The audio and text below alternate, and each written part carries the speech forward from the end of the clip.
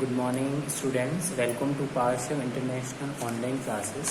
Last video के अंदर हमने चैप्टर नंबर इकोनॉमिक्स का फर्स्ट स्टार्ट किया था, द स्टोरी ऑफ पालनपुर। हमने उसके अंदर पढ़ा था कि वो किस तरह से विलेज है वेल डेवलप, उसके अंदर पालनपुर के अंदर क्या क्या फैसिलिटीज़ थी वो सारा हमने डिस्क्राइब किया था। और आज हम इस चैप्टर उसके डिस्कशन करेंगे उसको ऑर्गेनाइजेशन ऑफ द प्रोडक्शन। आज हम क्या करेंगे, ऑर्गेनाइजेशन ऑफ प्रोडक्शन डिस्क्राइब करेंगे। उसके अंदर देखिए, the aim of the production is to provide the goods and services that we want. मतलब कि उसका एम क्या होता है, ऑर्गेनाइजेशन ऑफ प्रोडक्शन का एम क्या है, गुड्स और सर्विसेज को प्रोवाइड करना और उसको मतलब सब पीपल्स तक पहुंचाना।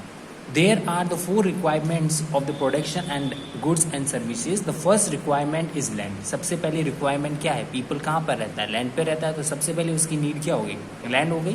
And other natural resources such as water and forest and minerals। मतलब कि उसके बाद में उसकी needs क्या है, water, पानी के बिना जीवित कैसे रह सकते हैं, नहीं रह सकते। उसके बाद में उसकी फॉरेस्ट होती है, उसके बाद में मिनरल्स हो सकते हैं। सेकेंड रिक्वायरमेंट होती है जब उसने मतलब कि फैक्ट्री वो प्रोडक्शन गुड्स और सर्विस बनाएगा तो उसको सबसे पहले लैंड लिया। उसके बाद में उसने क्या होगी, लैंड बनाने के बाद में फैक्ट्री में वो एक तो पूरा काम कर नहीं सकता है, तो उसको किसकी जरूरत होती है, लेबर की जरूरत होती है, मजदूर की जरूरत होती है। तो वो किसको रिक्वायरमेंट सबसे पहले बाद में लाएगा, सेकेंड नंबर पर labour, people who will do the work, जो पीपल वहां पर वर्क करेंगे। Some production activities required highly educated worker to perform the necessary tasks. Other activities required workers who can do manual work. मतलब कि वो manual work मतलब कि खुद वर्क कर सके। Each worker is providing the labor necessary for the production. Her work के लिए लेबर जरूरी होता है। उसके बाद में थर्ड उसकी रिक्वायरमेंट क्या होती है, third requirement is physical capital.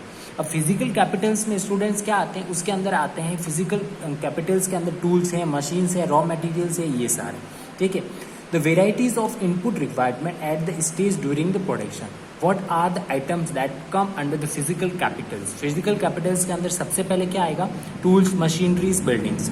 Tools and machineries range from the very simple tools such as a farmer plugs to, ठीक है, machinery such as generator, turbiner, computer, etc. Tools and machines building can be used in the production over the many years and called fixed capital. उसी को हम क्या कहते हैं, fixed capital, मतलब कि long period of time चलेगी, उसमें वो किस में आता है, fixed capital में।